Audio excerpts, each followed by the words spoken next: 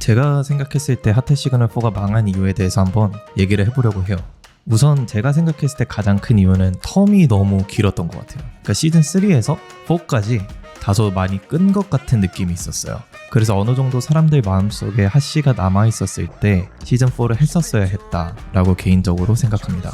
그리고 그때랑은 다르게 지금은 너무 많은 연애 예능 프로그램이 나와 있다는 것도 하나의 이유가 될 것 같은데, 그러니까 그렇게 텀이 길었던 거에 비해서 출연자들의 임팩트가 세지 못했다고 개인적으로 생각해요. 대중들은 다른 이런 연애 프로그램과 다르게 하트 시그널이다 보니까 엄청난 출연자들을 기대했을 거예요.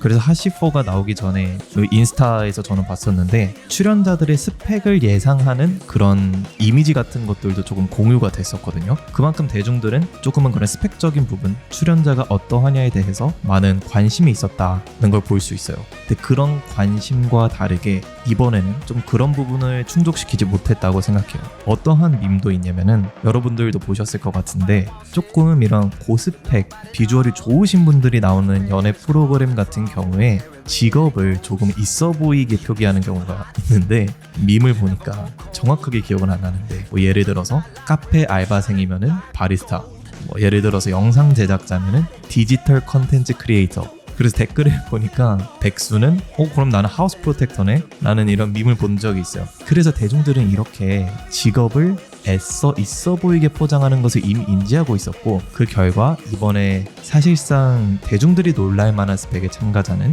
없었다라고 개인적으로 생각합니다. 두 번째 이유는 나는 솔로예요.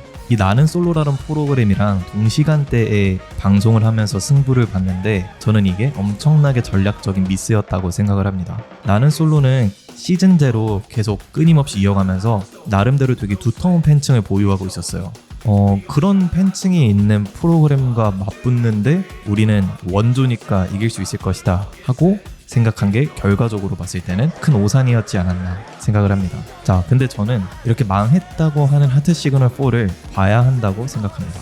왜냐면 개인적으로 봤을 때는 하시4가 망작이 아니에요. 이게 시청률이 1화가 0.5% 나왔고 8화가 1.6% 나왔거든요. 진짜 기대에 비해서 너무 많이 낮은 시청률이죠. 근데 이렇게 시청률이 낮고 사람들이 망했다고 막 언론에서도 이렇게 나오는데, 예능 출연자 화제성을 분석하는 굿데이터라는 곳이 있는데 거기서 분석한 데이터를 보면은 예능 출연자 화제성에서, 그러니까 출연자들에 대한 화제성에서 하시4 출연자가 1등을 했어요. 가장 최근 자료를 봤을 때. 그리고 지난주인가요? 지지난주인가 김연아님께서 정말 오랜만에 유퀴즈를 통해서 예능에 출연을 하셨는데, 그때 김연아님이 1위를 하시고 2위와 아마 4위였나요? 가 또 하트 시그널 출연자였어요. 저는 이게 되게 인상 깊은 점이, 첫 번째가 시청률이 정말 낮은 프로그램에서 출연자 화제성이 이렇게 높을 수가 있나? 지금 벌써부터 MBC 연예대상이라고 언급되는 기안84님 같은 분들을 제친 것도 이거는 상당히 조금 주목해봐야 하는 부분이다 라고 생각이 들었습니다. 그리고 요새는 여러분들도 다 아시겠지만 시청률이 전부가 아니라고 저는 생각을 해요. 하트 시그널 4를 보는 타겟 시청자들은 TV를 통해서 본방을 보는 세대가 아니라고 생각해요. 그래서 저는 예를 들어서 멜로가 체질과 약간 유사하다라고 생각해요.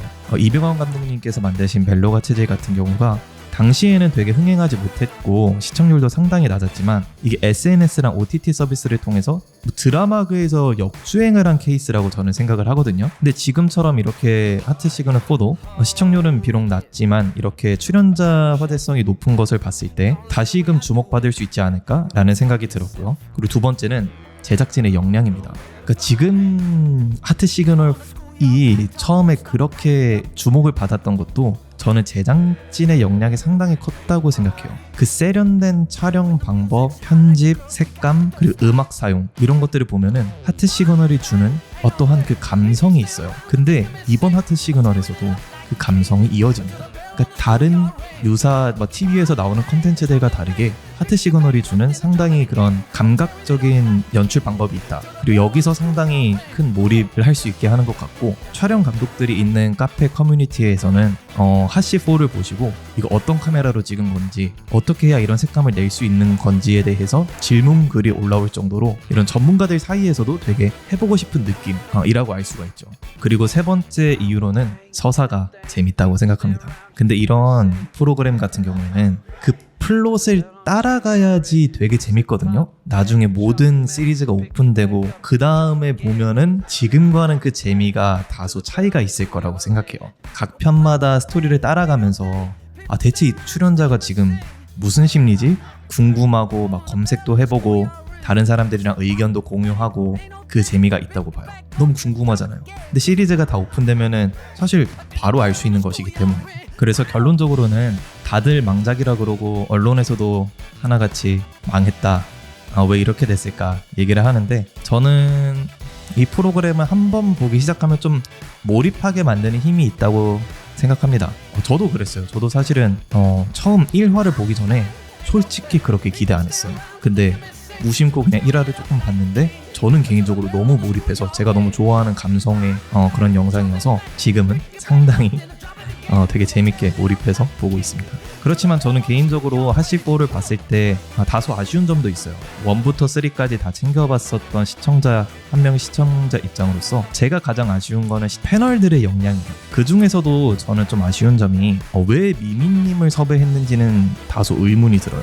하씨는 제가 생각했을 때는 다른 예능들과 패널의 역할이 다르다고 생각을 해요. 패널들이 리액션을 담당하는 것보다 그 러브라인이 어떻게 될까 추측하고 예측하는 것이 중점이거든요. 그래서 미미님 같은 경우에는 그것과는 다르게 예능적으로 너무 재능이 좋으신 분이시다 보니까 하씨 감성과는 맞지 않게 조금은 1차원적인 리액션 위주로 좀 그 역할을 수행하고 있는 것에서 제작진들이 왜 섭외했지가 사실은 되게 큰 의문이었어요. 너무 결이랑 다르다 보니까.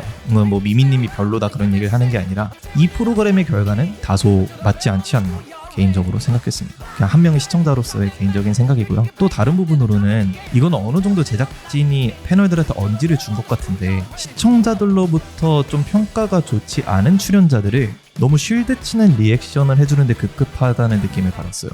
그 장면들에서 할 수 있는 솔직한 리액션들보다 감싸기 위주의 그런 멘트가 많다 보니까 저는 개인적으로 그 장면들에서는 몰입도가 떨어졌어요. 특히 그 장면들에서 그냥 패널 분량을 줄이는 게 몰입에 더 낫지 않을까 생각했을 정도로. 여기까지가 제가 이 프로그램에 대한 저의 솔직한 마음이고요. 결론으로 말씀드리자면은 하시4 망했다고 하는데 되게 재밌습니다. 여러분들도 한번 그냥 봐보세요. 여기까지 시청해주셔서 감사합니다.